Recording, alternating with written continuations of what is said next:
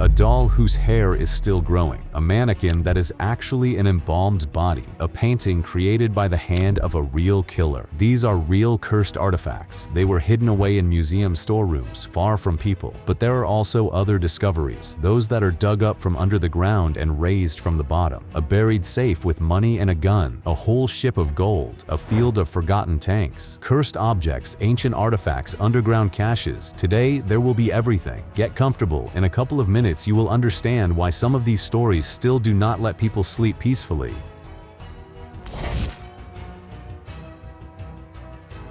The life of the artist Arshil Gorky is a tragedy that is almost impossible to believe. He was born in Armenia and experienced sorrow even before he reached the United States. His mother died during a famine when he was just a child. His father could not feed him and gave him to an orphanage. His adult life twisted even more terrifyingly. His studio burned to the ground. He was diagnosed with cancer. He found out that his wife was cheating on him. And then, in a terrible accident, he broke both his neck and his arm. It was as if the man was not given a single breath of air. His psyche could not stand it, and someone will say that all this black streak leaked into his paintings. Many of his works, painted between 1904 and 1938, are considered cursed. People recounted that these canvases mysteriously fell off the walls or simply burst into flames, often without any explanation. But the creepiest thing is a black-haired ghost that allegedly appears next to the paintings, dressed in a blue coat. Some who worked closely with Gorky's legacy swear that they saw this figure with their own eyes. And now, something that makes a chill run down your spine.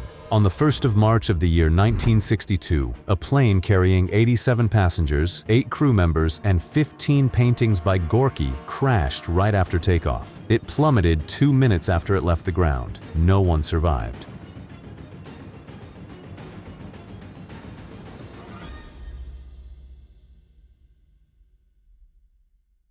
This is Harold, a possessed doll, and looking at it, it is easy to understand why. I would have serious questions for any child who would want to play with this. In the year 2003, a young man stumbled upon Harold at a flea market and for some reason felt an irresistible desire to buy it. The doll was battered and worn, but the guy bargained with the seller and eventually paid $20 for it. However, he was not allowed to leave. The old man who sold the doll stopped him and insisted that he listen to its creepy story. He said that Harold was a gift he had once given to his own son, and the son tragically died shortly after receiving it. After the boy's death, the old man kept Harold in his room, and that is when strange things began to happen. He heard singing and laughing coming from the room when no one was there. Exhausted and frightened, the old man tried to burn the doll, but it would not catch fire. The guy took Harold home anyway, and almost immediately everything went awry. He started getting severe migraines, which he had never had a hint of before, and a couple of days later, his cat died. He began to hear those very voices and laughter that the old man had talked about. But even after all this, he decided to keep Harold. He simply shoved him into a suitcase. My Bride is not just a portrait. Behind it is a story full of tragedy and despair. The painting was created at the end of the 19th century by the Philippine artist Juan Luna. It is believed that it depicts his wife, Paz Pardo de Tavera, but everything connected with this canvas is anything but romantic. In the year 1892, Luna, in a fit of jealousy, killed his wife, getting it into his head that she was cheating on him. And he did not stop there. Her mother also died with her, and her brother was severely wounded. They say the painting is visited by the spirit of the murdered wife, vengeful and furious because of how her life was cut short. In the year 1987, the portrait was exhibited at the Metropolitan Museum of Manila, and on the opening day, something strange happened. A lamp directly above My Bride exploded, plunging the painting into complete darkness, while all the other canvases continued to be brightly illuminated, and the people who later happened to own this portrait told of things that you do not want to believe. One went bankrupt, another experienced several consecutive miscarriages. In a small museum in the Danish town of Nykøbing Falster, behind a secret door, something was discovered that seemed torn from a nightmare, a grotesque wolf-headed humanoid made with frightening realism. During renovations in the year 2017, employees stumbled upon a hidden room filled with boxes, documents, and sketches belonging to the eccentric former owner of the building, the mysterious Cornelius Roeder. Among his strange collection hid this disturbing figure, masterfully assembled from animal fur, bones, and frighteningly lifelike materials. Whispers whispers about occult rituals and forbidden practices immediately spread. The museum curators are still at a loss and do not know what it is: dark art, a ritual relic, or something much more sinister. Be that as it may, the creature is now securely locked away from prying eyes, perhaps for our own safety. In a dark back room of one museum stands a grotesque exhibit that blurs the line between myth and nightmare. The skeleton of what can only be called a centaur, a creature as if it stepped right out of ancient Greek legends. It was discovered behind locked doors in a European museum of oddities, and this strange find immediately spawned the wildest rumors about its origin. The skeleton is assembled with striking anatomical precision. Human and horse bones are connected so flawlessly that you involuntarily start thinking about secret experiments or occult rituals conducted centuries ago. Museum staff hint that the trail leads to an obscure 18th century collector obsessed with mythological hybrids, but the details are deliberately kept in the fog. A cunning scientific hoax or a dark artifact with a truly cursed past? One thing is clear: it is hidden away from the public eye for a reason.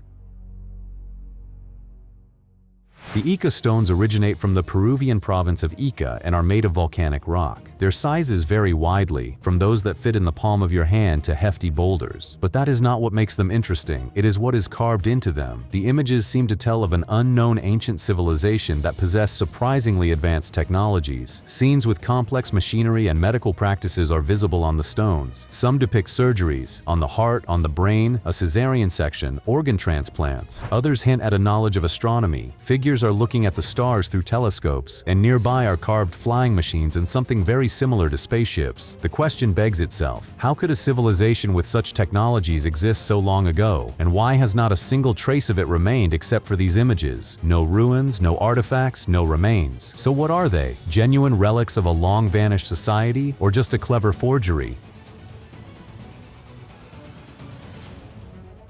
The Dropa stones are a series of mysterious artifacts that, according to some claims, are about 12,000 years old. These granite discs are supposedly covered with inscriptions telling the story of an alien ship crashing on Earth. According to the legend, in the year 1937, an archaeological expedition in the Bayan Har Mountains in China discovered 716 such discs, and nearby, the remains of creatures with thin bodies and large heads. They say that after many years of study, a Chinese scientist managed to decipher the inscriptions. According to them, the discs were created by alien beings who crashed. The study was published in an academic journal, but the find was met with the fiercest criticism and ridicule, and the author eventually left the country, starting a new life in Japan, where he died shortly after. They say the discs are about 30 centimeters in diameter. Two grooves form a double spiral around the central hole, and symbols resembling hieroglyphs can only be seen under a magnifying glass. In the year 1966, the story surfaced again when a Soviet journalist wrote an article claiming that the discs contain metals like cobalt, conduct electricity, and even emit a hum if placed on a special turntable. But to this day, no one knows where these stones are,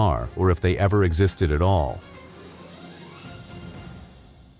The Moon of Baroda is a 24-karat yellow diamond with a reputation that you would hardly want to wear around your neck. The stone was found in India about 500 years ago, and it spent centuries in the hands of a royal dynasty that ruled part of the country. In the mid-18th century, it traveled across the ocean for the first time. It was briefly owned by the Empress of Austria, Maria Theresa, the mother of Marie Antoinette. After her death, the diamond returned to India, and some associated her fate precisely with the curse of the stone.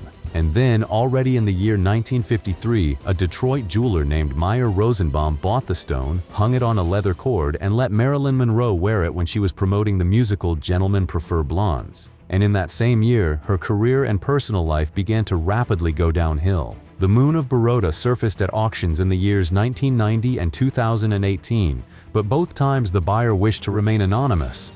So who knows how their fate turned out?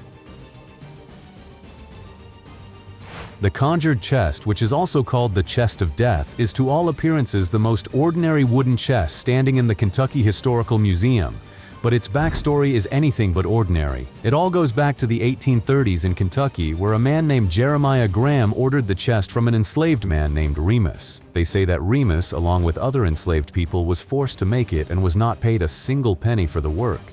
And then, according to legend, he did what probably anyone in his place would have done. He cursed this item. The first victim was Graham's own son, who died under mysterious circumstances. After that, the chest, as they say, collected an impressive score. at least 16 people over several decades, from sudden illnesses to ridiculous accidents. Eventually, the chest acquired such a reputation that it was handed over to the Kentucky Museum, where it has stood ever since. The Tully Papyrus is a mysterious artifact in which some see documentary evidence of an ancient encounter with aliens. The story begins in the year 1933 when Alberto Tully, a curator of the Vatican Museums, discovered a papyrus scroll in Cairo. It is believed that the document dates back to the time of Pharaoh Thutmose III, around the year 1480 before our era. But the strangest thing began later. After Tully's death, the scroll disappeared without a trace. Years later, the Italian Egyptologist Boris de Racheville claimed to have found a copy of the translation of the papyrus, and if his decipherment is to be believed, the text describes an absolutely incredible event. On a winter day, a disc appeared in the sky, about 50 meters long and 5 meters wide. It emitted a disgusting smell, and it had no head. When it approached, the people froze in terror. Then more discs appeared, shining brighter than the sun, and subsequently fish rained down from the sky. The pharaoh ordered incense to be burned in honor of the god Amun-Ra and commanded the event to be recorded for descendants. Thus, according to the legend, the Tully Papyrus came to be. If Antarctica was discovered in January of the year 1820, then why does it appear on a map compiled in the year 1513? We are talking about the Piri Reis map, created by a Turkish admiral and cartographer of the same name. The word Antarctica is not directly there, but many are convinced. The piece of land in the lower right corner is exactly that continent, and exactly as it was millions of years ago, even before it was covered with ice. And here is what is strange. How did Piri Reis even know about Antarctica, and how could he depict its coastline, now hidden under a thick layer of ice, without having any modern technologies? Someone half-jokingly, half-seriously asks, could he have been a time traveler? And if he was, in which direction did he travel to obtain this knowledge, backward or forward? Not every find is sinister. Sometimes the earth gives us things that take our breath away, not from fear, but from wonder, and they rewrite what we knew about the past.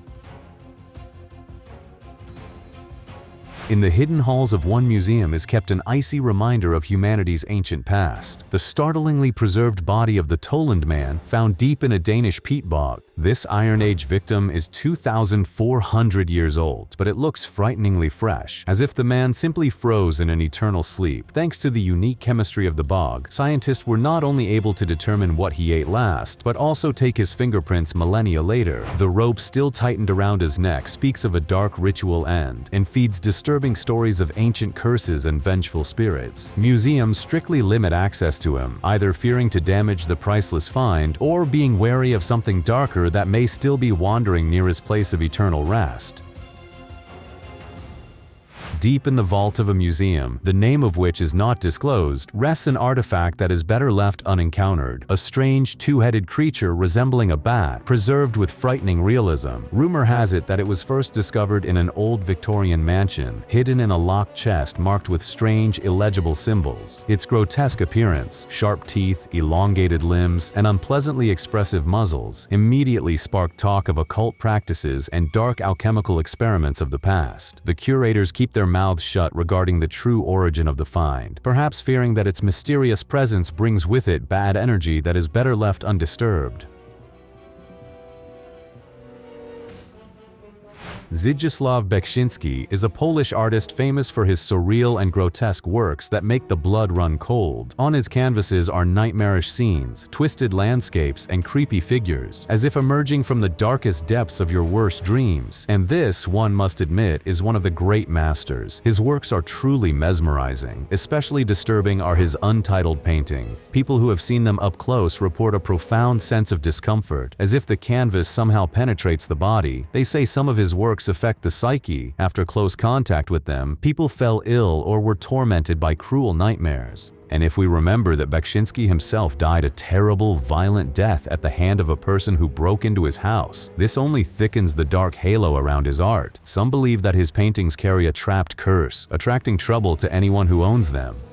And this is a real nightmare even without any backstory. One glance at this ugly canvas is enough. The painting is called Pogo the Clown. It was painted by John Wayne Gacy, the infamous serial killer who made extra money in life as a clown at children's parties. It seems there is no need to continue, but we have to. Gacy, who was later found guilty of murdering 33 young men, painted several clown portraits in prison. But from this particular canvas emanates something especially nasty, a self-portrait of the alter ego of this dehumanized creature, and not one of those who ended up with this cursed painting kept it for long. A musician named Nicky Stone bought it in the year 2001 and almost immediately regretted it. His dog died and his mother was diagnosed with cancer. He gave the painting to a friend, and the friend's neighbor died in a car crash. The friend passed the canvas to another person, and that person attempted to take his own life shortly after.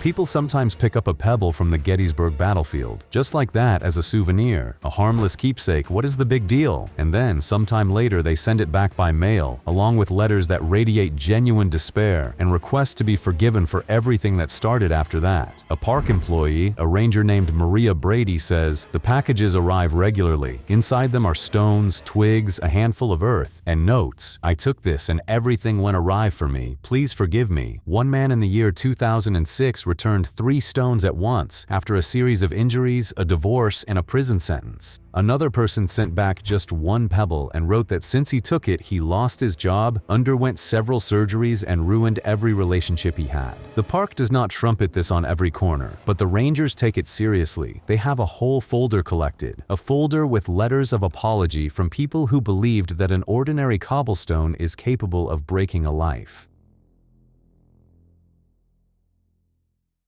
There are paintings that are simply unpleasant to look at. And then there is The Woman in the Rain, a canvas that makes you truly uneasy. It was painted by the Russian artist Svetlana Telets in the year 1996. In the painting is a pale, thin woman in a strange hat standing in the rain. The scene seemingly is not scary. No monsters, no blood. But in the figure itself, there is something that makes you want to look away. And then, the stories that trail behind the painting like a train. Telets herself recounted that for about 6 months, even before she picked up the brush, she felt she was being watched. Not that light feeling, as if someone is looking at you from the other side of the street. No, rather as if someone is constantly in the same room with her. That very presence that you do not see with your eyes but feel in your bones. When she finally started painting, it got even worse. The artist assured that her hands seemed to stop obeying her, as if someone else was guiding the brush and she was merely an instrument but not the author. Since then, the painting has changed many owners, and almost everyone who owned it complained of the same thing: chronic insomnia, recurring nightmares, and such a heavy, crushing melancholy that they wanted to get rid of the canvas at any cost. Do you believe in such things?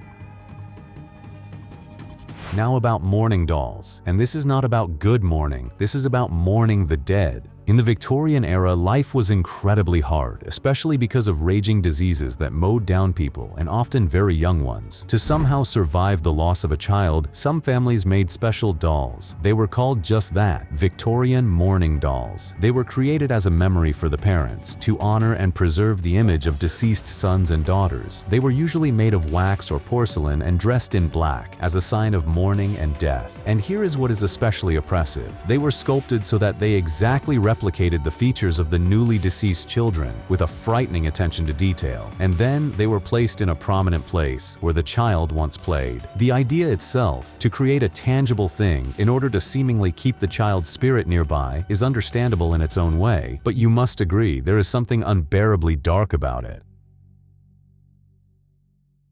Mannequins in and of themselves sometimes cause a desire to leave the store as quickly as possible, right? Now they are mostly faceless, but they used to be much creepier. They were made to look like humans, with eyes, noses, lips, and no mannequin hits this nauseating, uncanny valley as accurately as La Pascualita, a creepy figure that has become a must-see attraction in Mexico. This mannequin is famous for its frighteningly lifelike appearance, and some seriously believe that it is something more than a window doll. The story goes that La Pascualita Pascualita was made in the image of the daughter of a bridal salon owner. The girl tragically died on her own wedding day. She was bitten by a poisonous insect. The grief-stricken mother ordered the mannequin in memory of her, but there has always been this urban legend that La Pascualita is not a mannequin at all, but an embalmed body. Some swear that they have seen her move and even heard her whisper. Besides, this thing is indeed terribly believable, especially for a mannequin. Just look at this face, at these hands. Brr.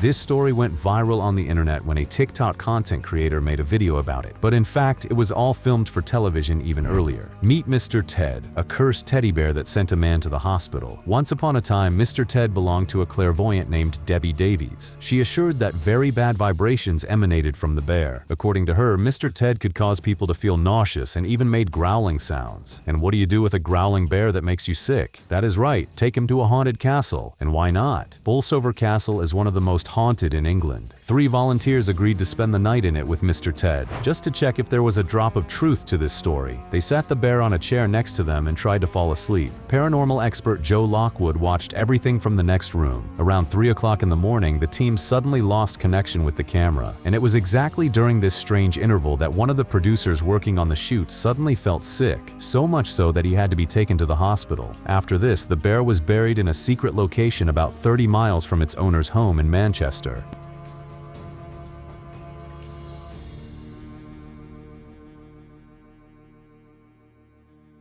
Okiku is a ghost doll from Japan with a truly tragic history. In the year 1918, a young man named Daikichi Suzuki bought a doll for his little sister. The girl, by the way, was also named Okiku. She fell in love with the toy at first sight and dragged it with her everywhere. But a year later, the little one caught a fever and died, never letting the doll out of her hands. The family set up an altar in her memory and placed the doll there. And soon, the relatives began to notice something wrong. The doll's hair, previously neatly styled, seemed to begin to grow. Split ends appeared. The strands became longer, and along with this, devilry began to happen in the house. Lights flickered, loud bangs were heard, whispers were audible, especially on significant days like Okiku's birthday or the anniversary of her death. In the year 1938, the family moved, but decided to leave the doll. They felt that its place was next to their deceased daughter. It was given to a local temple where it remains to this day. And yes, the hair, if the stories are to be believed, continues to grow. Probably everyone has heard about the doll named Robert, but what about a chilling first-hand account? This story is from a netizen who posted it along with a photograph. In short, my friend's sister went to the Robert the Doll exhibition in Key West and did not believe in the curse. Apparently, she showed him an indecent gesture and took a picture of him without asking permission. After that, she started a terrible streak of bad luck. Photographs were ruined. She was haunted by the feeling that she was being watched and everything like that. This picture was taken just after a conversation that Robert was supposedly following on her heels and was somehow connected to her misfortunes. Someone jokingly invoking Robert's name took a photo to see what would come out. The picture is 100% real without Photoshop. The very next day, she wrote a letter of apology to the doll. Nightmare fuel. I have had this photograph for many years and I show it every time the conversation turns to ghosts.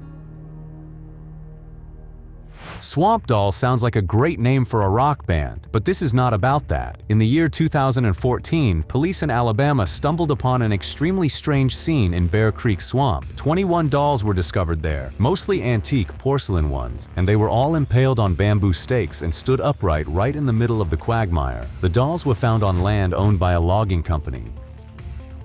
But when the police tried to contact the firm and get answers, they simply did not receive a reply. They tried to find out who had stuck those dolls there, and also came up with nothing. This in itself might not have been so creepy if Bear Creek Swamp did not have a corresponding reputation. People who had been there told that they heard voices from nowhere, saw strange lights, and even noticed unknown creatures.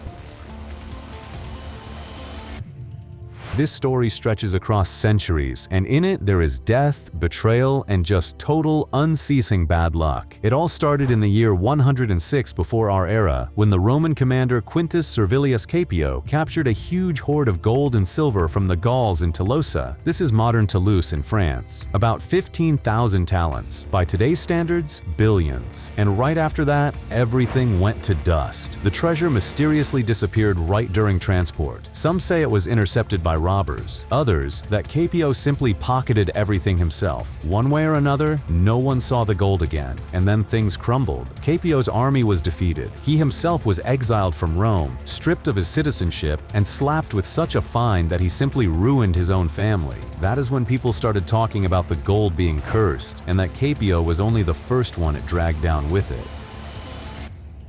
In the year 1857, during the Sea Point Mutiny in India, a British officer named Colonel Ferris took from the temple of Indra in Kanpur what he mistook for a precious purple sapphire. He brought the stone to England, and pretty soon his life began to fall apart. Finances went downhill, family members fell seriously ill, and bad luck clung to everyone he loved. At first, Ferris wrote everything off to the fact that life is life. It happens that troubles pile up all at once.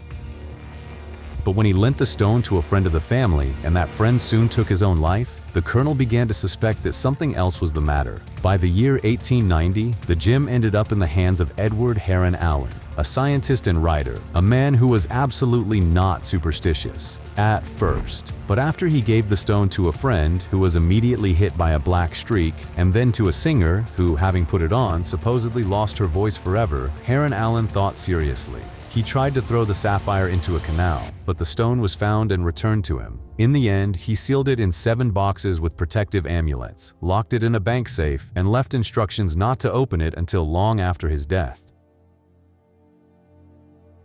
The Regent diamond was found in India in the year 1698. According to legend, it was discovered by an enslaved man who, in order to smuggle the stone out of the mine, cut his leg and hid the diamond right in the wound. But he was not allowed to escape. An English ship captain found out about this, killed the enslaved man, and sold the stone. From there, the gem made its way to France and was bought by Philippe II, the regent of the kingdom, hence the current name of the stone. The diamond became part of the French crown jewels. It was worn by Louis XV, then Louis XVI, and Marie Antoinette. And if we remember that both Louis and Marie lost their heads during the French Revolution, it is not hard to understand why people started talking about the stone as cursed. During the Revolution, it was stolen. Years later, it surfaced again and eventually ended up with Napoleon, who inserted it into the hilt of his sword and went with it through battles, through the pinnacle of power, and ultimately through exile. At first glance, this is one of the precious stones of the British crown. Formally, it is. Only the Black Prince's ruby is not a ruby at all.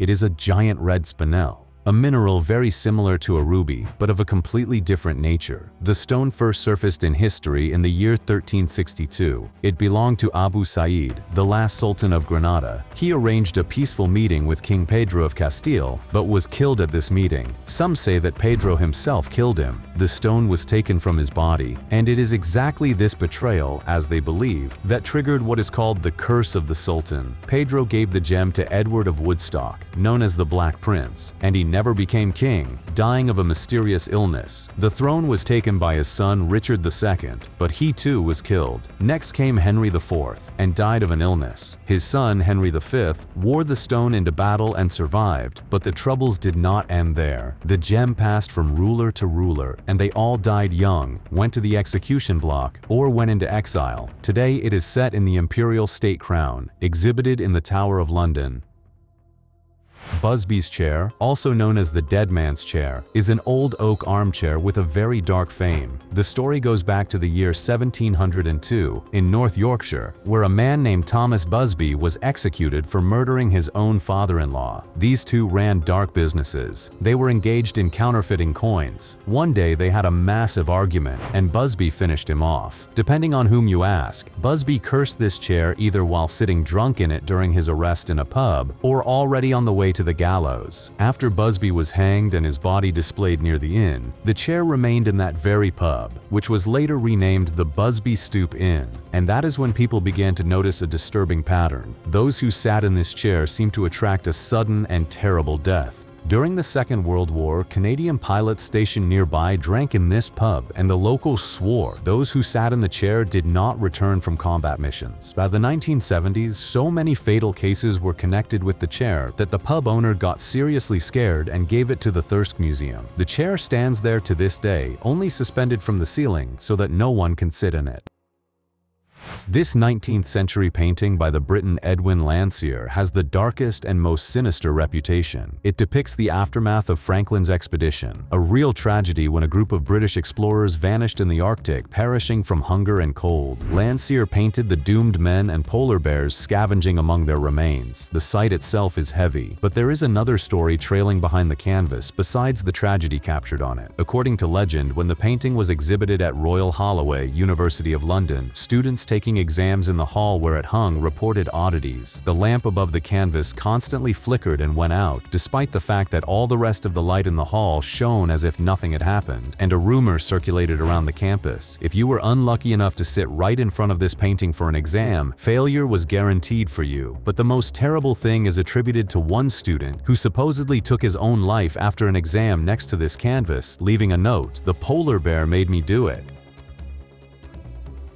In a dimly lit storeroom of one museum, hidden from prying eyes, stands an artifact so strange that just looking at it makes anxiety roll over you. The skeleton of a creature with disproportionately large, almost alien features, known simply as the Atacama skeleton. It was found in the Chilean Atacama Desert, the driest place on Earth, where rain sometimes does not fall for decades, and bodies do not rot, but dry out and remain lying almost untouched. Early studies baffled scientists. Its height was only about 15 centimeters, an elongated skull pointed at the top, only 10 pairs of ribs instead of the usual 12, and bones of such density as would belong to a child of about 6 years old, and this is despite the fact that the creature fit in the palm of a hand. All this spawned the wildest theories, from extraterrestrial life to ancient curses. A more detailed analysis with DNA decoding eventually confirmed the creature was a human, a girl, and apparently she lived for a very short time, but a whole set of the rarest mutations that distorted her bones all at once remained a creepy mystery. Scientists admitted that they had never encountered anything like it. Deep in the forbidden archives of one museum lies an artifact that seems pulled from your darkest childhood fears. A tiny, grotesque mummy known by the sinister name Pixie Specimen. It was acquired by a private collector, and this bizarre creation immediately sparked disturbing debates about its origin. A shriveled, desiccated little body, frighteningly lifelike features, and tufts of fiery red hair. It all looks terrifyingly real. Some believe that the mummy was crafted as a dark Victorian oddity. Others seriously think that before us is physical evidence of the existence of mythical creatures, fairies or pixies, which were allegedly secretly studied by occult societies. Locked away and almost never mentioned aloud, the Pixie Specimen remains shrouded in mystery, and its presence haunts those curators who dare to enter the far room alone. In a dark museum storeroom lies an artifact that seems to have stepped right out of sailors' legends, the so-called Fiji mermaid. They used to show such things at fairground sideshows in the 19th century, but this particular specimen is one of the creepiest ever found. It is the dried torso of a monkey, sewn to the scaly body of a large fish, and to complete the picture, a bared little mouth with tiny sharp teeth and shriveled little hands pressed to its chest, as if the creature froze in a scream. A similar oddity was once shown to the public by the famous impresario Phineas Barnum, passing it off as a real caught mermaid, and people flocked in droves to take a look. Its grotesque, glazed stare spawned rumors of dark rituals, curses, and encounters with real aquatic beings. Sailors believed that the owner of a Fiji mermaid brings upon themselves storms, shipwrecks, and madness, which is why museums are in no hurry to put such things on display. You definitely do not expect to meet a shark at home, right? But in the year 2017, police found a pool full of sharks, most of which were alive, in the basement of a certain Joshua Seguin. 7 live sandbar sharks, 2 dead leopard sharks, and a dead hammerhead shark. He intended to sell them. All this came to light after he was detained in Georgia for driving without a license, having discovered a tank with baby sharks in the back of his truck. One new homeowner decided to inspect the basement of a recently purchased house and stumbled upon a pile of heavy bricks dumped on the floor. He became curious as to why they were there, and he began to dismantle them and discovered that the bricks were weighing down a hatch. He slowly lifted the lid and saw a well underneath, a concrete shaft about 2.5 meters deep and just over a meter wide, filled with murky, stagnant water. Instead of digging deeper into this mystery, the man simply took a couple of pictures and closed the hatch. And what would you have done in his place? This story circulated on the internet for a while. A doll that aged. It all started with an ordinary baby doll. A girl played with it every day, but time passed, the girl grew up and played with the doll less and less, until it finally ended up in the attic, where it was forgotten for more than 10 years. Sounds like the setup for Toy Story, only it is the horror version. Fast forward to the day when the parents decide to clean out the attic. They are looking for that very old doll, and finding it, they freeze in terror. The doll, which no one had touched for years, now looked completely different. The once cute baby had turned into a shriveled, deathly gray something. The terrified parents hurried to get rid of it, but they did not throw it into the fire as you probably expected. No, they found the time and strength to sell this monster, and surprisingly, a buyer was found. Imagine, you are helping a friend carry furniture into a house, and suddenly you hear the floor cracking, and in the next moment, it collapses beneath your feet and you are falling down. That is exactly what happened to 67-year-old Christopher Town, who plunged almost 10 meters into a hidden well while helping a friend move in a house in Guilford, Connecticut. The floor gave way under him, and he went into the cold water with a splash. He heard a crack, looked down, and the floor was already slipping away from under his feet. The well was sealed up during a renovation of the house, which was built way back in the year 1843. Once it was outside, but after a 1981 addition, it was simply covered with wooden decking. When firefighters arrived, Town could not reach the bottom. He was clinging to the stone walls to avoid drowning and was gradually freezing. Fortunately, rescuers pulled him out and he escaped with minor injuries. And in the year 2015, it turned out that an elderly German man named Klaus Dieter was hiding a real tank in his basement. And not just any tank, but a German Panther from the time of the Second World War. Along with it, a supply of ammunition, firearms, and an 88mm anti-aircraft gun. Moreover, the tank was not just standing there. The owner sometimes drove it out and even used it to clear snow. Authorities conducted a search, and the old man got off with a heavy fine and 14 months in prison. Let us return to Egypt. In January of the year 2023, archaeologists announced a startling find, a perfectly preserved Roman city in Luxor, dating back to the 2nd and 3rd centuries of our era. It was called the oldest and most important city found on the eastern bank of Luxor. The team excavated a whole complex of buildings, including residential houses, which reveal a lot about how people lived back then. They found 2 dovecotes for carrier pigeons, which means the city was likely part of a communication network of that time. They also discovered metal workshops with their own collections of artifacts, pots, tools, and a collection of bronze and copper Roman coins. A whole piece of living history that had lain under the ground for almost 2,000 years.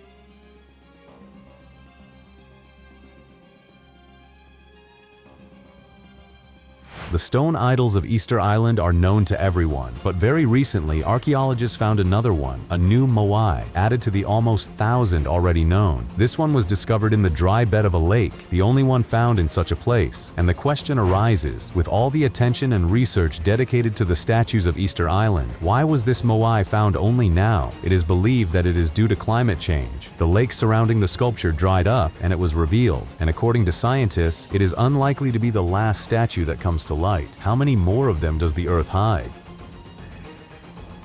And this find is especially good because it happened completely by accident. At a construction site for a residential complex in Brazil, workers suddenly stumbled upon human bones, and then more and more began to emerge. Pottery shards, tools, and these bones turned out to be not fresh at all. It turned out that all this belonged to an ancient civilization up to 9,000 years old. Over 4 years of intense excavations at the site, known as the Rosanna Farm, they found stone tools, fragments of ceramics, decorated shells, and bones, a total of 43 human skeletons, and more than 100,000 artifacts. This means that people came to the region much earlier than was thought. The head of the excavation said that the find is capable of completely rewriting the history of not only this region, but the whole of Brazil, and even changing our ideas about when and by what routes people populated the Americas coming from Asia.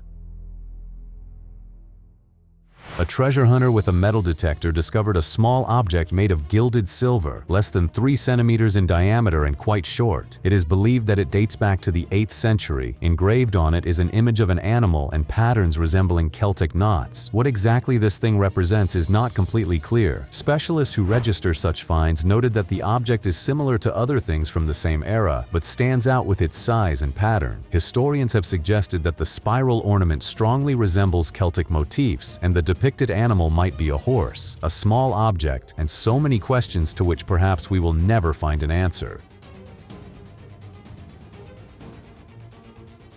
The Black Orlov is one of the most famous cursed gems in the world, and the story behind it is cruel. They say it was stolen from a Hindu temple in southern India, where it served as the eye of a statue of the god Brahma. In the very moment when the stone was ripped from its setting, the priest who caught the thief in the act allegedly placed a curse on the gem. And since then, death and trouble have followed close on the heels of every one of its owners. In the 1930s, a New York diamond dealer named J.W. Paris brought the stone to the States to sell. Shortly thereafter, he stepped off the roof of a Manhattan skyscraper. Then 2 Russian princesses who owned the diamond took their own lives one after another within a few years. Eventually, the stone was bought by the jeweler Charles Winson. He ordered it to be recut and set in a brooch surrounded by dozens of white diamonds. Some say that in this way he tried to break the curse, but these are only guesses. The stone itself exists to this day. It has visited several museums, including the Smithsonian. The Wandjina are figures from the culture of the Australian Aboriginal people, spirits of the clouds and rain. Their rock paintings can be found in the Kimberley region in the west of the country, and some drawings are about 4,000 years old. According to local legends, the Wandjina came to Earth to create, teach, and guide people. And then they disappeared. Some, according to traditions, went underground. Others returned to the sky, appearing at night as moving lights. But the most curious thing is how the Wandjina are depicted. They have huge eyes and pale skin, and they look creepily similar to classic gray aliens from modern stories about encounters with unidentified flying objects. And you involuntarily wonder, could these ancient spirits have been inspired by real encounters with someone not from our world? Since we are talking about Egyptian hieroglyphs, let us talk about strange places where they were supposedly seen. For example, on crashed unidentified flying objects. Both the infamous Roswell incident in the year 1947 and the sightings in Rendlesham Forest in the year 1980 are united by one thing. On both objects, according to eyewitnesses, strange symbols were carved. Someone assured that they saw something similar to Egyptian hieroglyphs on the sides. And here is what is absolutely strange. The symbols discovered on the Roswell object supposedly matched those seen on the object in Rendlesham. One specific drawing, a triangle with 2 spheres, was seemingly present on both. So why did unidentified flying objects end up with symbols similar to Egyptian ones? In the Dendera temple complex, there is a famous relief with an image that has been nicknamed the Dendera light. On it is a snake crawling out of a lotus flower, which seems to be supported by a pillar with human arms. But if you look closely, something else catches the modern person's eye. All this strikingly resembles a giant electric lamp, specifically a Crookes tube, an early prototype of the light bulb invented in the 19th century. The resemblance is indeed creepy. A coincidence? Or did ancient artists depict something technological? There is another interesting detail. Exactly that room where the Dendera light is located is the only one in the entire temple where there are no traces of soot from oil lamps. Archaeologists found remnants of lamps everywhere, but here, nothing. So how did the Egyptians illuminate this room? And why carve such a complex image if it would remain hidden in the dark? Perhaps the room was not dark at all. Perhaps they illuminated it in some other, more advanced way.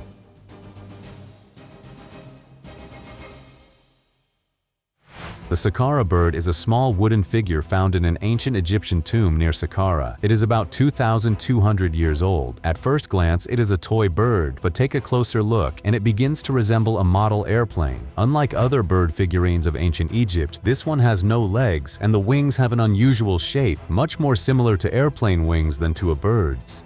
This made people think, what if the ancient Egyptians knew something about flight? Back in the year 1969, an Egyptian doctor suggested that the Saqqara bird was a model of some flying machine. Enthusiasts made copies of it to test the aerodynamics, and some models glided quite well when launched. Most archaeologists believe that it is just a toy, or perhaps a weather vane or a ceremonial figure of a bird. But what if they knew more than we are used to attributing to them? Or what if someone from the distant future visited them, and the ancient craftsman carved this figure from that strange object he once saw gliding across the sky?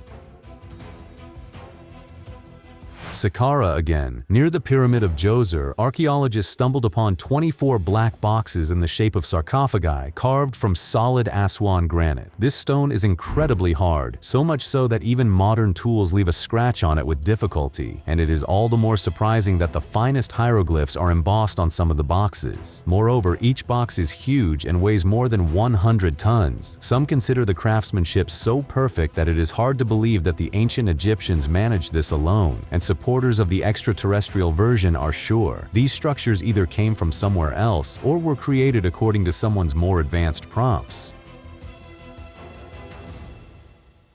It is impossible to talk about such mysteries and not remember the Great Pyramids themselves. Even if you stick to the version that the Egyptians were simply ingeniously inventive and ahead of their time, it is hard to deny how tempting the thought of outside help is. And it is not only about how the pyramids are built, but also about where they are located. The three main pyramids are lined up so that they almost repeat the arrangement of the stars in Orion's belt. Moreover, the sizes of the pyramids seem to correspond to the brightness of these stars. Two are almost identical in height, and the third is about half as high, exactly like the third star in the belt, which shines dimmer than the other two. In addition, the pyramids stand almost perfectly in line with the North Magnetic Pole. To achieve such calibrated precision, an ancient civilization would need knowledge in science, geometry, and astronomy comparable to ours. So what is it? Did someone help them, or were the Egyptians really that far ahead of their time?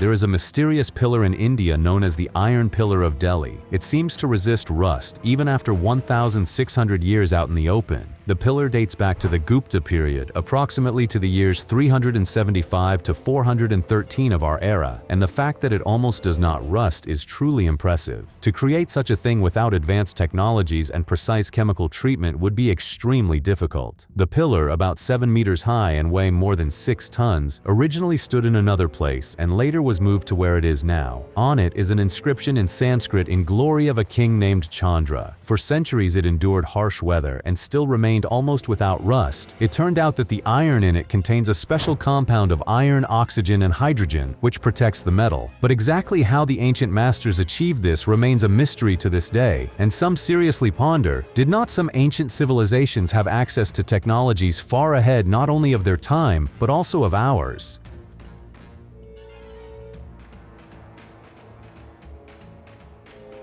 If you ask when the first battery was invented, they will answer you, in the year 1800 by Alessandro Volta, but this will be incorrect, because in the year 1938, archaeologists found the first real battery, created about 2,000 years ago.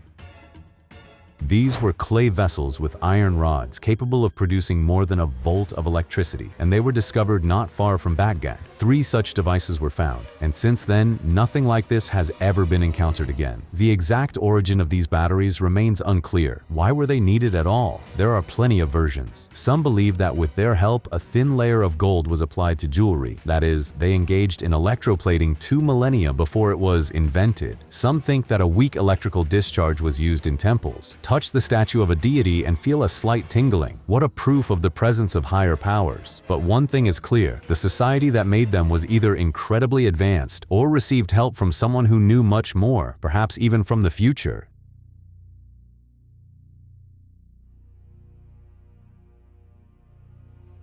In the deepest archives of one museum, in its forbidden collection, rests an object so chilling that many seriously believe a true demonic presence is locked within it. The mummy of a horned demon. Sealed in a velvet-lined wooden box, this tiny skeleton-like figure with sharp horns, pointed ears, and grotesque fur-covered legs immediately conjures up images of dark rituals. If rumors are to be believed, the artifact traces back to an 18th century occultist who claimed to have summoned creatures from the underworld. The mummy was transferred to the museum quietly, under extremely mysterious circumstances, and was accompanied by a warning: under no circumstances open the box after midnight. Museum staff whisper about strange sounds and inexplicable shadows near the place where it is kept. That is why it was locked away from curious eyes, so that someone would not accidentally wake what is better left untouched.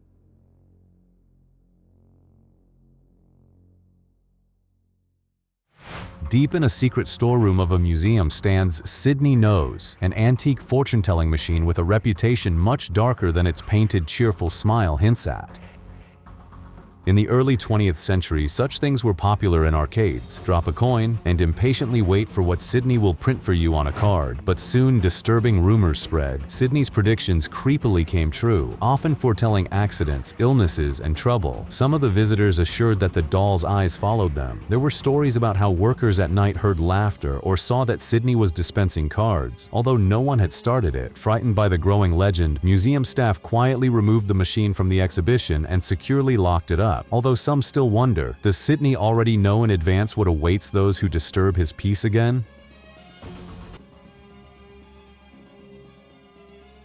In the dimly lit archive of one museum lies one of the most disturbing children's books in the world, a pop-up book titled Medical Oddities, Anomalies of Nature and Fairground Deceptions. Usually such books charm children with cheerful characters jumping out of the pages. This one does exactly the opposite, and you definitely cannot call it for children. Inside its pages hides a terrifyingly realistic mummified human face, and nearby, sinister photographs and uncomfortable descriptions of fairground performers and bizarre anatomical specimens. The book was created as a dark curiosity, and it quickly gained notoriety when rumors spread. Those who dared to read it were tormented by nightmares, insomnia, and inexplicable ailments. Curators quietly removed it from public access and securely locked it away, fearing the strange aura and that unpleasant feeling that some pages are better not opened at all.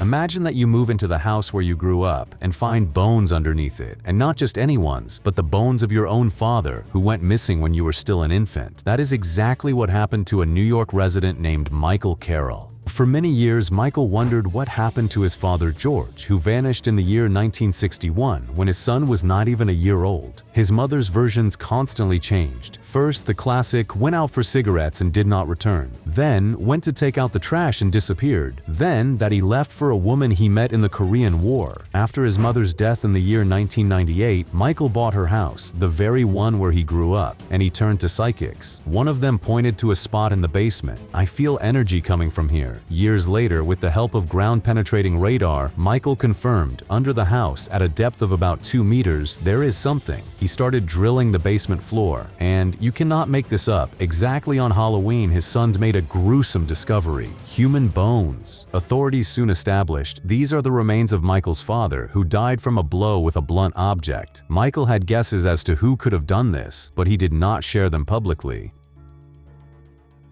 Under a house on Craven Street in London, more than 1,200 skeletal remains were found, both human and animal. The bones date back to the period from approximately the year 1757 to 1775, exactly when the famous American founding father Benjamin Franklin lived in this area. The house was used by William Hewson, a pioneer of anatomy. In those times, dissecting corpses was illegal, and Franklin provided his basement, turning it into a secret anatomy school. This way, Hewson and his students could study the structure of the body in secret from everyone. A curious piece of history, but would you stay living in a house knowing that thousands of bodies were dissected in your basement? A man who worked for a junk removal company told of a visit to the home of a pathological hoarder. He was called to clear out the dwelling, and the basement, according to him, looked as if a serial killer had once moved into a psychiatric hospital. Animal skins hung from the ceiling. Antique sewing machines stood everywhere. The windows were taped up with newspapers, and among them, clippings with photographs of some specific people. Glass jars filled with something incomprehensible. Stacks of wet mattresses, old bed frames, a couple of rats, and of course, mold. Where do you even start in such a place? The animal skins hanging from the ceiling. Can that even be saved, or is it easier to burn the house to the ground? In the year 2010, a family from Telford in Shropshire was celebrating Good Friday over a glass or two and finally decided to look under the metal grate in their Victorian home. Pat and Diane Farla had wondered for several years what was underneath it, and that evening they decided, why not? Their son Gareth with Uncle Matthew removed the grate and went down. What they found turned out to be a nearly 200-year-old chapel right under the house. In the center of the basement stood an open chest with old newspapers and bottles dating back to the 1930s. Hooks hung from the ceiling, on which perhaps meat was once hung. Along the walls stretched brick seats similar to church pews. The find turned out to be amazing, but the family felt uneasy. They even wondered if they had accidentally released some spirit into the house. And when they went upstairs and began taking pictures, a strange white spot appeared right at the stomach on a photograph of the pregnant girlfriend of one of them. The rest of the photograph came out clear. A coincidence, of course, but a very strange one. The London hammer is one of the most famous out-of-place artifacts. It was found in the year 1936 in the town of London, Texas, by a married couple during a walk. The hammer was embedded in rock, the age of which is estimated at approximately 100 million years. At the same time, the tool itself looks surprisingly modern, a wooden handle and a metal head in which, upon examination, they found iron and steel, materials that simply should not have existed in that era when the rock was forming. And this rock is from the Cretaceous period, times when dinosaurs roamed the earth, long before humans, let alone before such tools. Hence the completely crazy but fascinating guesses. For example, that the hammer is a fragment of some future civilization, which incomprehensibly ended up in the past and stayed there. Skeptics, however, explain everything more prosaically. In those parts, the water is rich in minerals, and a limestone crust could well have grown around a relatively new hammer in just a couple of centuries, creating the deceptive impression of monstrous antiquity. But this dispute has not subsided to this day, and the hammer itself has long become something of a shrine for everyone who believes that the history of humanity is much longer and stranger than is written in textbooks. People hid all this out of fear from prying eyes from themselves. But do you know what is scarier than a cursed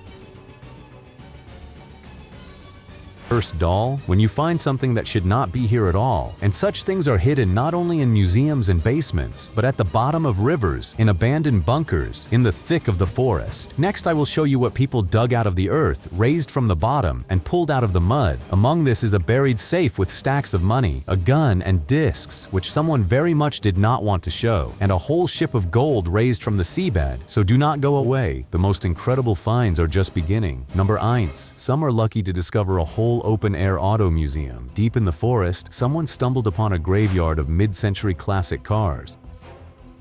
Dozens of rare cars, including vintage Fords and Chevrolets, are rusting here under the open sky, and trees are sprouting right through their engine compartments. It is a pity that so many valuable cars have been left abandoned in the forest, and no one has yet undertaken to bring them back to their senses.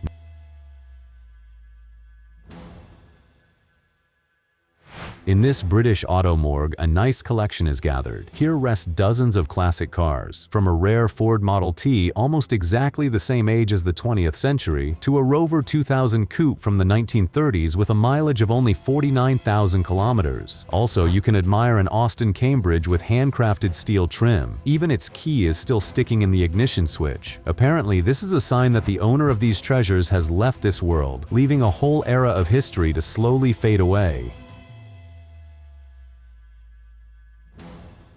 Driving by, people noticed an abandoned Hyundai bus standing lonely far from the road. The 45-seat giant stuck here was completely covered in mud and jutted out off-road. When they decided to look at its technical condition, they found only dirt and weeds, which had already taken over everything inside and had even penetrated the engine. Number 9. The Valentin bunker near Bremen is the largest secret hangar in Germany, 426 meters long with walls 4.5 meters thick. It was erected between the years 1943 and 1945 by the forces of more than 10,000 workers with the aim of designing boats. The production line was planned to assemble Type 21 diesel submarines, but this did not happen because Allied bombers pierced the 7-meter ceiling in March of 1945, and not a single submarine was ever built inside this secret factory. Number 9. Sea travelers stumbled upon the final resting place of the vessel steamship Selma. The huge historic oil tanker was launched on the day the First World War ended. This ship never participated in combat operations. It worked as a civilian vessel until its final day. Number 9. The 23-meter fishing vessel Susan Rose sank in the year 2023 in the Atlantic and finally was raised off the coast of New Jersey. Number 9. On this beach, you cannot hear the babble of children, and no one is splashing in the waves. There are not even seagulls or seals here, but among the vacationers there are only old-timers, the ruins of ships and the skeleton of a vessel washed ashore. What looks like a secret hideout of a sorcerer in the middle of a forest is actually the Night Ridge Observatory of Indiana University. Built in the year 1936, this brick dome once housed a powerful telescope for scanning the night sky. But a fallen tree damaged the building and the mechanisms, so now nature rules there, not science. Behind the gates of this old estate was left the entire life of a French gendarmerie officer. Wasteland explorers entered the abandoned house and discovered personal belongings, uniforms, documents, and photographs in the rooms. They looked as if the owner had gone out one day and never returned. Military awards, antique furniture, and handwritten letters tell a whole story about the man who once lived here. Not far from an abandoned town in Nevada, this old bus stands next to a Toyota station wagon near a miner's cabin, which is packed with his personal belongings. Hospital documents, a checkbook, and dog hair indicate that the elderly gold prospector lived far from civilization until the year 2019 and was forced to leave his home due to health problems, since he himself did not drive a car. Now his last place of residence is falling into decay without an owner.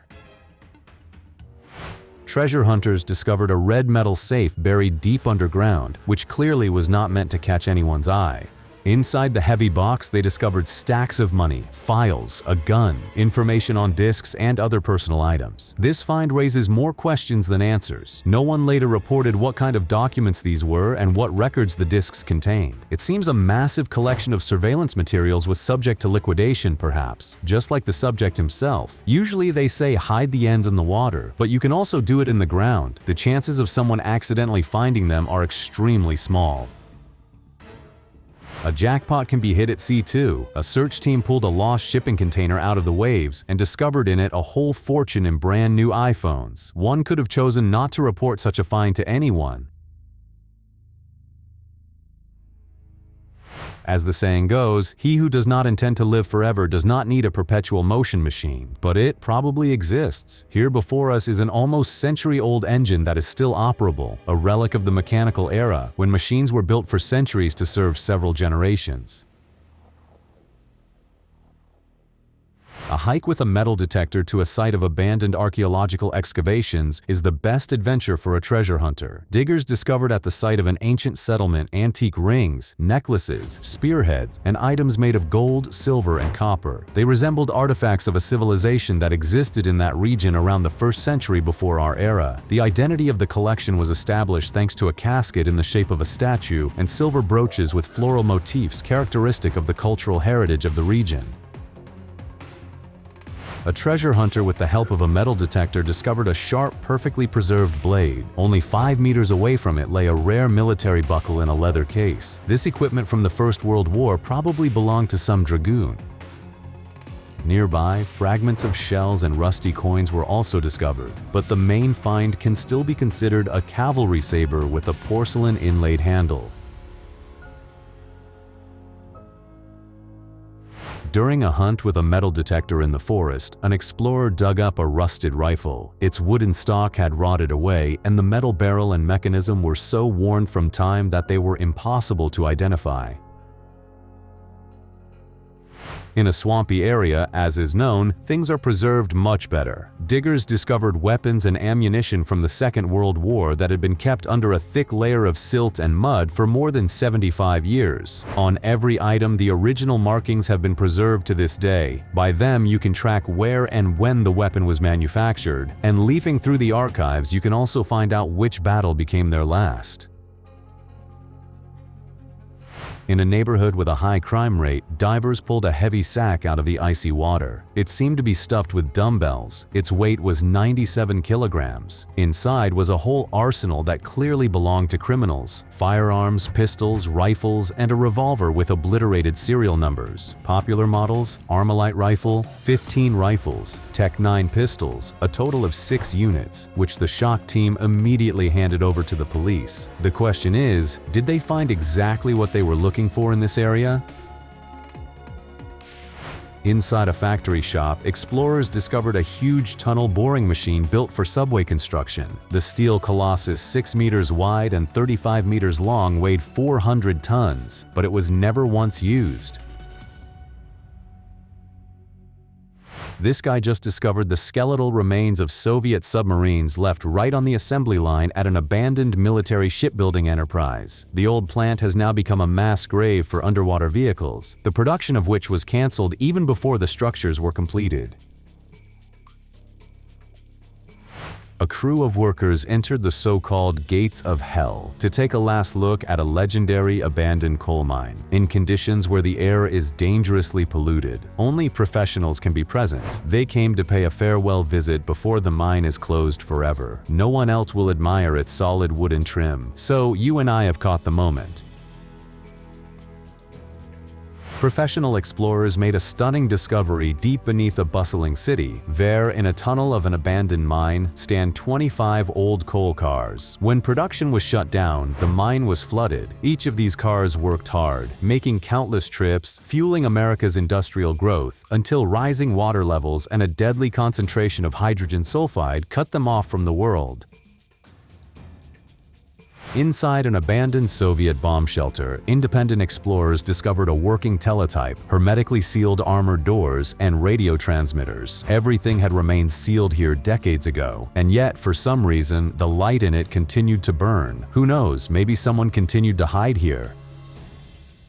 The next find dates back to the year 1952. You will not believe it, this is an antique cheese manufacturing factory. Enthusiasts descended into the dark corridors to inspect the original wooden racks for aging cheese, next to which rusty equipment coexists under a collapsed ceiling. The most curious thing is that after many years, a musty cheese smell can still be felt here. Most likely, over 100 years, the walls have been thoroughly soaked with the aroma of the cheese wheels that once matured in these shops. Now, it is understandable why some airlines forbid passengers from transporting cheese in the cabin of airplanes.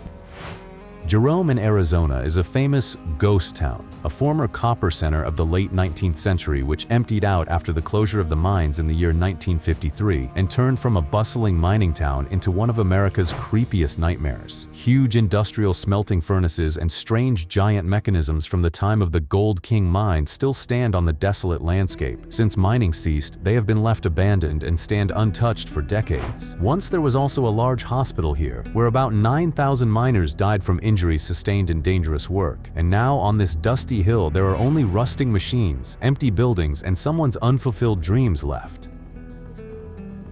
There is probably no sight more sinister than a city where life suddenly stopped. Houses and schools stand empty, but belongings and transport are still in their places, as if people evaporated. The real ghost town of Pripyat is a true story. In the year 1986, after the Chernobyl disaster, it froze forever. Thrill seekers visit here to stroll through the iconic amusement park, where the Ferris wheel still sways in the wind. Apartment buildings have preserved the furniture of the owners and the toys of their children. One can only imagine what was happening here at that moment when 50,000 people were fleeing. Number 1. Imagine that you are digging in the dirt and feel that you hit something solid. It turned out to be the handlebars of an off-road motorcycle from the year 1985, which spent decades underground. Surprisingly, the frame and engine were mostly intact, which gave hope for a restoration project. I wonder how much effort it will take so that this zombie motorcycle could ride again.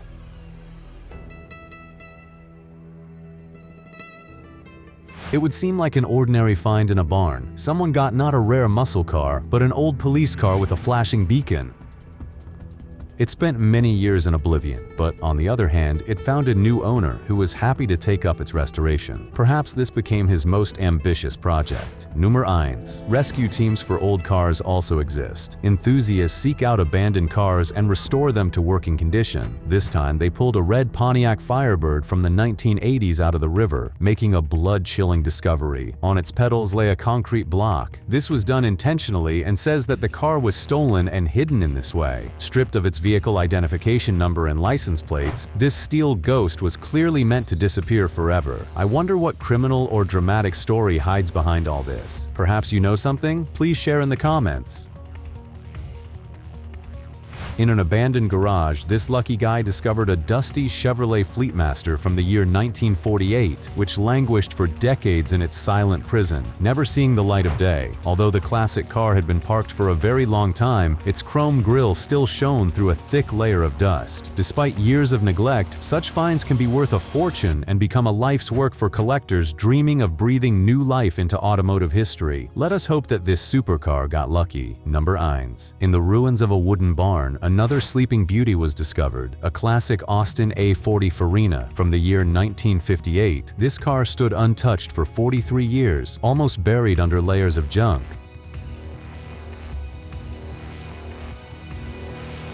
This dump truck was extracted from the bottom. After many years under a layer of silt, it looks like a swamp monster. Because of the thick layer of mud, we will never guess what color it used to be. Number 9. During a walk, tourists stumbled upon a classic military truck forgotten in the forest, and after a long service in battles, this giant was defeated by nature a few decades later. This Volkswagen fan tracked down a rare Swedish snowmobile. A total of 2,265 such machines were produced. Inside, it turned out to be a Volkswagen Beetle engine, which at that time had not worked for 5 years. The machine with massive rubber tracks was created for crossing deep snows, and even for undertaking polar expeditions.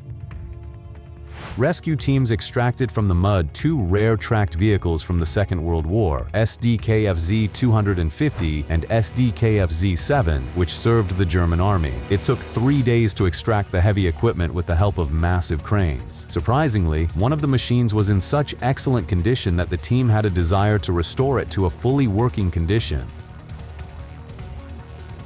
Explorers twice risked penetrating an abandoned Italian military base to reach what satellite images promised. Finally, their efforts were crowned with success, and before the eyes of the amazed lovers of military equipment appeared a whole field of tanks and combat vehicles. The mileage of some of them was only 422 kilometers, and the periscopes and ammunition containers remained entirely untouched. The cannon of one of the tanks far exceeded the popular calibers of the Second World War, but the steel monster is slowly losing its last war to rust and vegetation.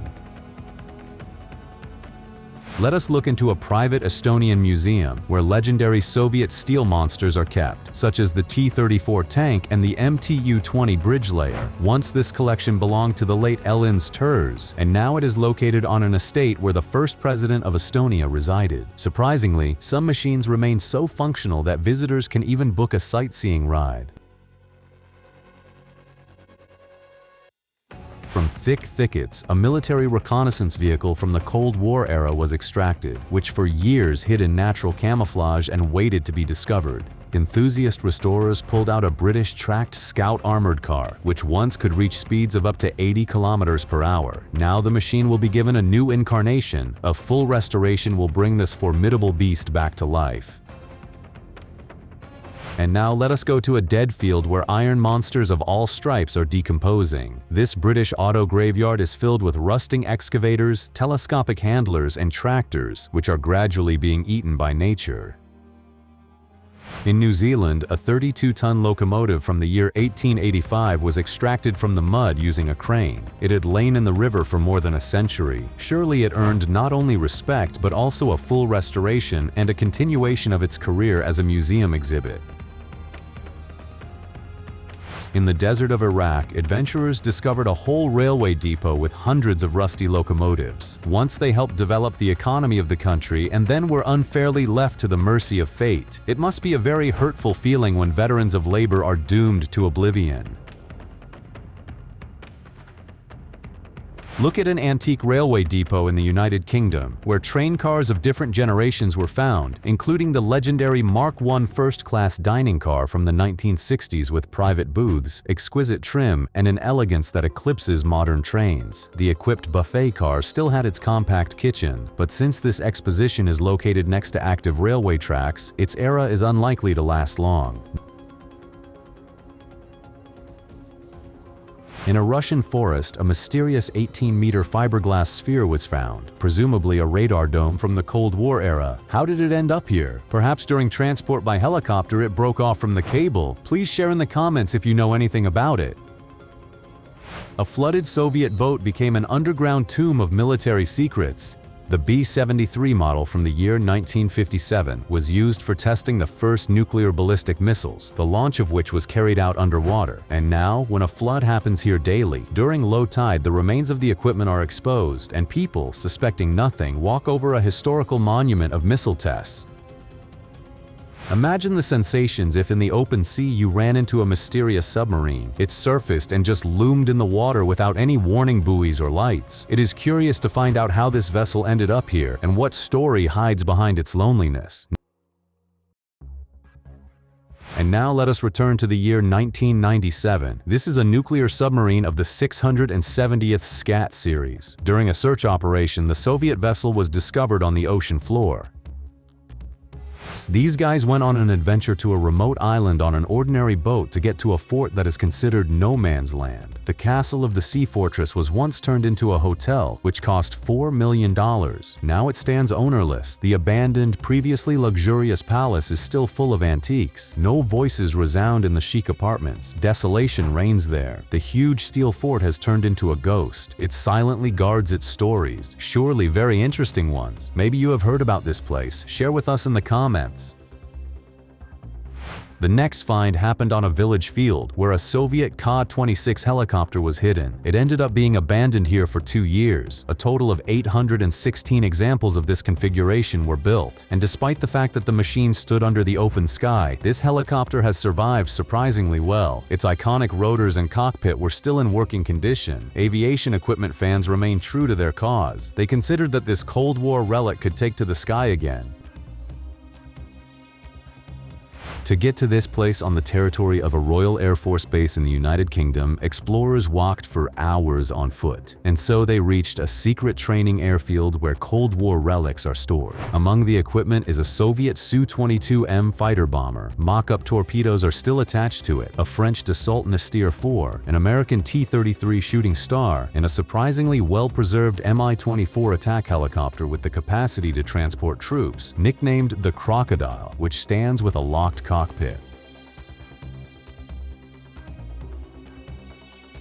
From a bird's eye view, this looks like a giant parking lot, but we are seeing the famous Mojave Air and Spaceport airplane graveyard in the California desert. Dozens of huge Boeing 747 airliners and other commercial planes are lined up in rows in the desert, stripped of engines and valuable electronics. The dry air preserves their metal structures, which await recycling or dismantling for parts.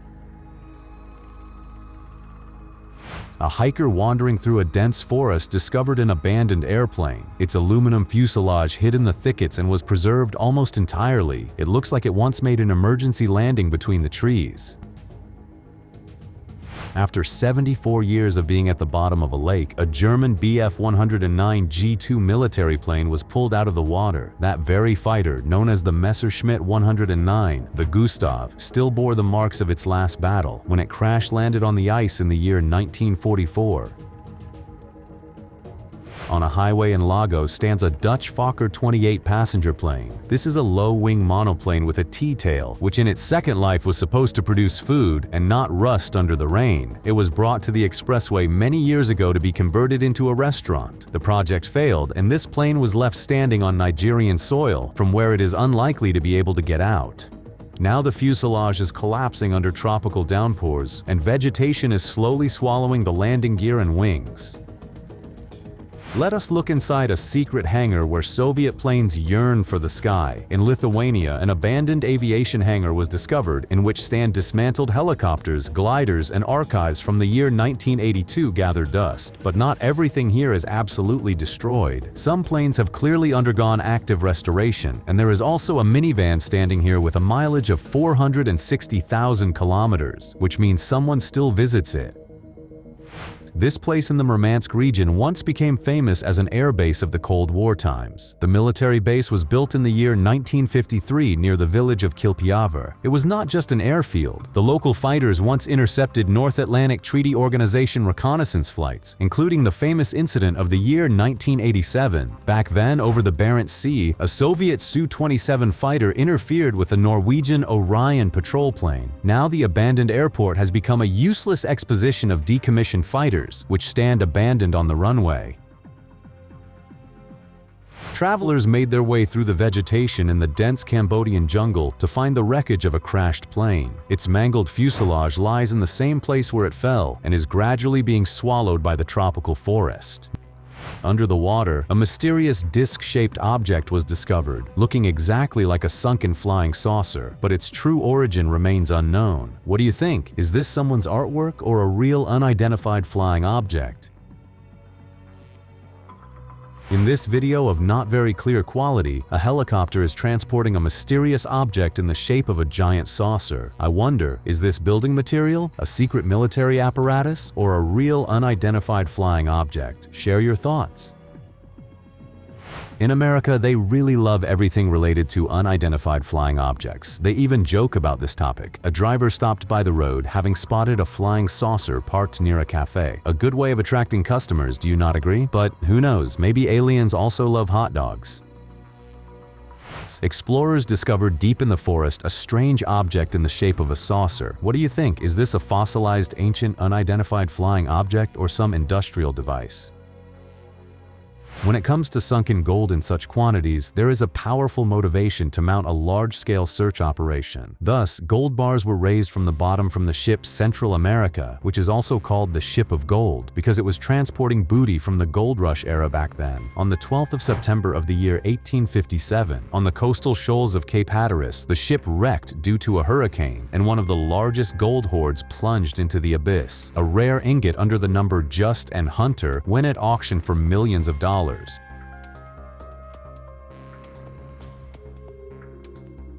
And on this, today's treasure hunt ends. Which of the finds in your opinion became the best and was definitely worth the effort spent? Tell us in the comments, and write the keyword rocket in the comments. This way I will know that you watched to the very end. This is very important to us. And if you want a continuation or something similar, then also write about this in the comments. Leave likes and subscribe to the Top Facts channel for compilations of the most incredible facts and videos from all over the internet. Thank you for watching, and right now watch the previous incredible episodes that have already appeared on your screen.